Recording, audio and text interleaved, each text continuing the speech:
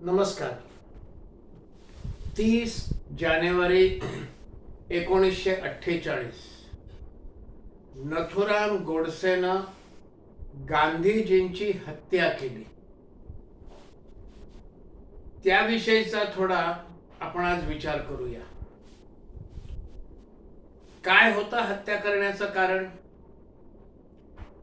त्यावेळेला गांधीजींनी नव्यानं जन्माला आलेल्या पाकिस्तानला 55 कोटी भारत सरकारनं द्यावेत अशी मागणी केली होती. त्यासाठी उपोषण सुरू केलं होतं आणि त्यामुळे ह्या कारणानं नथुराम गोडसेनं गांधीजींची हत्या केली. नंतरच्या काळात आणखीनही पुढे काही गोष्टी बोलल्या गेल्या. फाळणी गांधीजींमुळे झाली, दंगे गांधीजींमुळे झाले, ज्याच्यामध्ये हिंदूंचं अतोनात नुकसान हे मुस्लिम लीगच्या गुंडांनी केलं. देश विभाजनाला कारणीभूत गांधीजी, अशा प्रकारचं आजही बोललं जातं.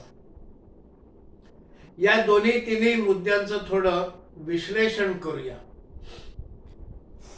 गांधीजींनी पाकिस्तानला 55 कोटी देण्याची जी मागणी केली त्याचं समर्थन मी करत नाही. त्यांनी वेगळा मुस्लिम देश मागितला होता, तो त्यांना मिळावा. आता त्या देशाचं अर्थकारण कसं चालवायचं हा त्यांचा विषय. इट इज देअर हेडेक असं म्हणायला पाहिजे होतं. पण त्यांचे हे विचार पटत नाहीत म्हणून हत्या करणं हे योग्य नाही. विचार पटत नाहीत म्हणून हत्या करणं हे जर योग्य आहे असं म्हणायचं असेल तर विचार पटत नाहीत म्हणून श्रीनगरच्या तुरुंगामध्ये डॉक्टर श्यामाप्रसाद मुखर्जींचा मृत्यू झाला असं बोललं जातं. त्याही विषयी मग राग व्यक्त करू नये. विचार पटत नाहीत म्हणून पंडित दीनदयाळजींची हत्या झाली, त्याही विषयी राग असता कामा नये. स्वामी श्रद्धानंद यांची हत्या, ते धर्मांतरणाला विरोध करतात आणि धर्मांतरणाला विरोध करत असताना जे धर्मांतरित झाले त्यांची घरवापसी देखील करतात, शुद्धीकरण करतात. यासाठी स्वामी श्रद्धानंदांची हत्या झाली, त्याचाही राग बाळगता कामा नये. विचार पटत नाही म्हणून हत्या केली हा विषयच असू शकत नाही. एक. दुसरा मुद्दा, फाळणी गांधीजींमुळे झाली, हे चुकीचं आहे. फाळणी झाली माउंटबॅटन आणि जिन्नामुळे. हिंदू समाज तेव्हा दुर्बल होता. जिन्नानं डायरेक्ट ऍक्शनचं आवाहन केलं. या डायरेक्ट ऍक्शनला प्रतिकार करण्याची ताकद हिंदू समाजात नव्हती, तेवढा विश्वासही नव्हता आणि त्यामुळे हिंदू समाजानं मार खाल्ला. हिंदू समाज दुबळा आहे हे जिन्ना आणि माउंटबॅटन दोघांनाही माहिती होतं. भारतामध्ये जाऊन स्वातंत्र्य देताना भारताची फाळणी करायची हा अजेंडा हा इंग्लंडहून घेऊन आला होता. त्याची ती कामगिरी होती. जिन्ना हा माणूस महत्वाकांक्षी आहे आणि त्याला पंतप्रधान बनायचं आहे आणि म्हणून त्याला पाकिस्तान वेगळं पाहिजे हे माउंटबॅटनला माहिती होतं आणि म्हणून माउंटबॅटन आणि जिन्ना दोघं एकत्र आले आणि डायरेक्ट ऍक्शनच्या माध्यमातून हिंदू समाजाचं खच्चीकरण करायचा प्रयत्न केला आणि त्यातून फाळणी झाली, त्यामुळे दंगे झाले. ह्या प्रश्नाचं कोणी उत्तर देऊ शकत नाही की महात्मा गांधींनी काय करायला पाहिजे होतं की ज्यामुळे फाळणी होणार नाही. गांधीजींनी काय करायला पाहिजे होतं की दंगे थांबले असते. हे दंगे थांबवणं गांधीजींच्या हातात तर नव्हतंच, गोळवलकर गुरुजींच्याही हाताबाहेर होतं, स्वातंत्र्यवीर सावरकरांच्या देखील हाताबाहेरचा हा विषय होता आणि त्यामुळे हे दंगे थांबवण्यासाठी हिंदू समाज जर पुरेसा सशक्त असता तर दंगे झाले नसते, फाळणी देखील झाली नसती, ही वस्तुस्थिती आहे. 55 कोटी द्यायचं जर मान्य नव्हतं तर या विरोधात देशभरामध्ये जागृती का नाही केली? या विरोधात जर जागृती केली असती तर अनेक लोक त्याच्या जोडीला आले असते. गांधीजी आणि जवाहरलाल नेहरू यांच्या विरोधात प्रचंड जनमत उभं करता आलं असतं. पण ते न करता नथुराम गोडसेनं गांधीजींच्या हत्येचा मार्ग अवलंबला. आणि त्यामुळे नेमकं काय झालं? हिंदू समाजाचं नेमकं काय झालं, भलं काय झालं? हिंदू समाजाला त्याचा फटका इतका जोरात पडला, स्वातंत्र्यवीर सावरकरांवर त्यांच्यावर आरोप ठेवून त्या खटल्यामध्ये त्यांना आरोपी केलं गेलं आणि नंतरही कायम स्वातंत्र्यवीर सावरकरांचा प्रभाव कसा संपवता येईल याकडे लक्ष दिलं गेलं. पाकिस्तानचे पंतप्रधान लियाकत अली भारतात आलेले असताना लियाकत अली फक्त 5 दिवसासाठी भारतात आले. सावरकरांना 100 दिवस तुरुंगात काढावे लागले. का? तर स्वातंत्र्यवीर सावरकर जर आले बाहेर असतील तर लियाकत अलीच्या भेटीमध्ये मोठं व्यत्यय निर्माण करतील. या हत्येचं कारण सांगून निमित्त करून संघावर बंदी घातली गेली. संघ स्वयंसेवकांची घरं जाळली गेली. एका ब्राह्मणांना हत्या केली म्हणून महाराष्ट्रात व अन्य ठिकाणी ब्राह्मणांची घरं जाळली गेली. संघाचं काम जवळपास 15 वर्ष मागे हटलं आणि 1960 पर्यंतच्या काळात संघाला आपल्या अस्तित्वाची लढाई लढायला लागली. हिंदू संघटनाचा विषय तर नंतर आला, पण संघाला आपल्या अस्तित्वाचीच लढाई लढावं लागलं. संघाचं कुशल नेतृत्व होतं म्हणून या सगळ्या अग्निदिव्यातनं संघ तावून सलाखून बाहेर आला. सावरकरांची देखील मोठी हानी झाली, हिंदू समाजाची हानी झाली. आणि या सगळ्यामुळे कोणाचं फावलं असेल तर ते जवाहरलाल नेहरूंचं फावलं, हे म्हणण्याला आधार आहे. महात्मा गांधींना पसंत असलेला कोणताही विषय जवाहरलाल नेहरूंनी पंतप्रधान असताना पुढे नेला नाही. महात्मा गांधी समाजवादाच्या विरोधात होते. जवाहरलाल नेहरू समाजवादाचे समर्थक होते.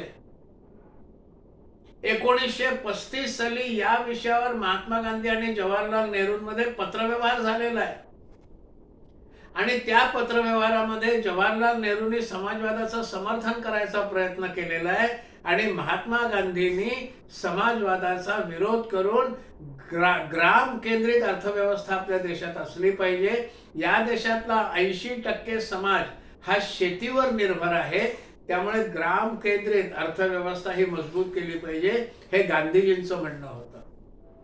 गांधीजींच्या म्हणण्यापुढे आपला टिकाव लागत नाही आणि गांधीजींच्या फार विरोधात जाणं सोयीचं नाही, म्हणून जवाहरलाल नेहरूंनी त्यांच्या शेवटच्या पत्रात गांधीजींचं म्हणणं मान्य केलं आणि समाजवादाचा आग्रह सोडला. गांधीजींच्या हत्येनंतर जवाहरलाल नेहरूंनी या देशामध्ये समाजवादी अर्थरचनाच आणली, जे गांधीजींना नको होतं.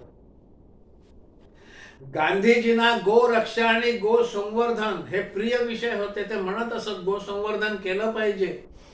या देशातल्या समाजाची भावना तशी आहे. शेतीसाठी गाय हे उपयुक्त आहे, त्यामुळे गो संवर्धन केलं पाहिजे. आपल्या राज्यघटनेमध्ये देखील शासनानं गो संवर्धनासाठी प्रयत्न करावेत असं म्हटलेलं आहे, पण गो संवर्धनासाठी कधीही प्रयत्न नाही झाले.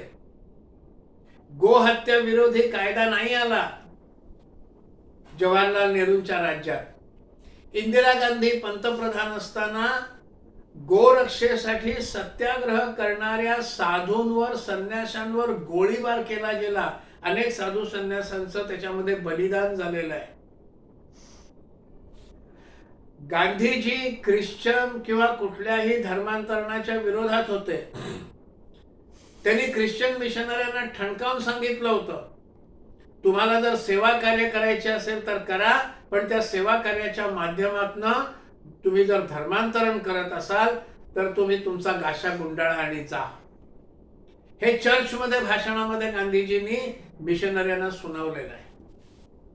एखाद्या व्यक्तीला तुझ्या देवापेक्षा माझा देव श्रेष्ठ आहे असं सांगणं ही सुद्धा एक हिंसाच आहे, हे गांधीजींनी म्हटलेलं आहे. गांधीजींच्या हत्येनंतर जवाहरलाल नेहरूंनी ख्रिश्चन मिशनऱ्यांच्या सगळ्या कामाला प्रोत्साहन दिलं आणि त्यामुळे विशेषतः ईशान्य भारतातले जर आकडे पाहिले जनगणनेचे तर धर्मांतरणाचे आकडे हे स्वातंत्र्य मिळाल्यानंतरच्या काळात अधिक वाढलेले आहेत. हे स्टॅटिस्टिक्स आणि डेमोग्राफीचे आकडे दाखवतं. महात्मा गांधी जर जिवंत राहिले असते तर त्यांनी नेहरूंना हे सगळं करण्यापासून थांबवलं असतं. एकतर असं झालं असतं किंवा नेहरूंनी त्यांच्या स्वभावाप्रमाणे त्यांच्या चालाकीनं महात्मा गांधींनाच संदर्भहीन करून टाकलं असतं, त्यांचं महत्त्वच संपून टाकलं असतं. दोन विषयी एक काहीतरी झालं असतं दोन पैकी. पण हे दोन्ही न होता जवाहरलाल नेहरू हे गांधीजी नसल्यामुळे आपल्याला जे पाहिजे ते करण्यात यशस्वी झाले. गांधीजी हुतात्मा झाले आणि हिंदुत्वाचा विषय, संघ, हिंदू महासभा, स्वातंत्र्यवीर सावरकर या सगळ्यांच्या कार्याला मोठा फटका बसला. संघ जो मागे हटला ते पुन्हा आपलं काम वाढवायला 70चं दशक हे उजाडावं लागलं आणि त्यामुळे हिंदू संघटनेचं, हिंदू जागृतीचं काम बऱ्यापैकी मागे गेलं. मधल्या काळात जवाहरलाल नेहरूंनी डाव्या इतिहासकारांना महत्त्व दिलं आणि ज्यांनी या देशामध्ये माउंटबॅटननी शिकवलेला इतिहासच पुढची 70 वर्ष शिकवला. हिंदूंचा गौरवाचा, या देशाचा गौरवाचा इतिहास या डाव्या इतिहासकारांनी दडपून टाकला आणि याचं कारण जवाहरलाल नेहरू आहेत की ज्यांनी या डाव्या इतिहासकारांना पुढे आणलं. गांधीजी जर जिवंत असते तर चित्र वेगळं असतं. त्यामुळे गांधीजींच्या हत्येचं समर्थन करता येत नाही.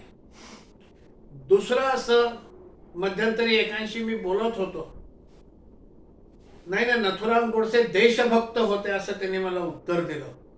म्हटलं मग मी काय देशद्रोही आहे का? तुम्ही देशद्रोही आहात का? कुठल्याही देशाचा प्रत्येक नागरिक देशभक्त असणं हीच स्वाभाविक गोष्ट आहे. एक कोणतरी देशभक्त आहे त्याचा गौरव करण्याचं काहीच कारण नाही. समाज हितासाठी, स्वातंत्र्यासाठी नथुराम गोडसेचं काय योगदान आहे? कोणी म्हणे ते एक वर्तमानपत्र चालवत होते, पण मग वर्तमानपत्र त्या काळात अनेक लोक चालवत असत, छोटे मोठे आपले विचार त्यातनं प्रसारित करत होते. पण क्रांतिकारकांच्या माध्यमातून नथुराम गोडसेंनी स्वातंत्र्यासाठी प्रयत्न केले नाही. अहिंसा, सत्याग्रह याच्या माध्यमातूनही प्रयत्न केले नाहीत आणि त्यामुळे एक अविचारी निर्णय घेतला आणि या देशाचं आणि हिंदू समाजाचं प्रचंड नुकसान हे नथुराम गोडसेनं केलेलं आहे. नथुराम गोडसेच्या या कृतीचं समर्थन स्वातंत्र्यवीर सावरकरांनी देखील केलेलं नाही आणि गोळवलकर गुरुजींनीही केलेलं नाही. गांधीजींच्या हत्येची बातमी नथुरामने केली, ही बातमी जेव्हा सावरकरांना समजली तेव्हा त्यांनी नथुरामने असं करायला नको होतं, याच्या पुढे प्रचंड अडचणी निर्माण होतील हे त्यांनी म्हटलेलं आहे. गोळवलकर गुरुजींचे देखील उद्गार असंच आहे, नथुराम गोडसेंनी जे केलं ते बरं नाही केलं. ह्या दोन्ही महापुरुषांनी हे असं म्हटलेलं आहे. त्यामुळे गांधीजी जर जीवित असते, हत्या जर झाली नसती तर हिंदुस्थानचं चित्र केव्हाच पालटलं असतं. जे पालटायला 70 वर्षापेक्षा जास्त काळ गेला आणि आता सुद्धा ते चित्र पालटताना हे चित्र पालटू पाहणारे जे मंडळ आहेत त्यांना किती प्रचंड मेहनत करावी लागते हे आपल्याला सगळ्यांना दिसतंय. त्यामुळे एक अविचारी निर्णय एखाद्याने जर घेतला तर त्याचं समाजाला आणि देशाचा किती मोठं नुकसान होतं या सगळ्या घटनेवरून हे दिसतं. हे विचार जर आपल्याला पटले असतील तर शेअर करा, लाईक करा आणि चॅनल सबस्क्राईब करा. धन्यवाद.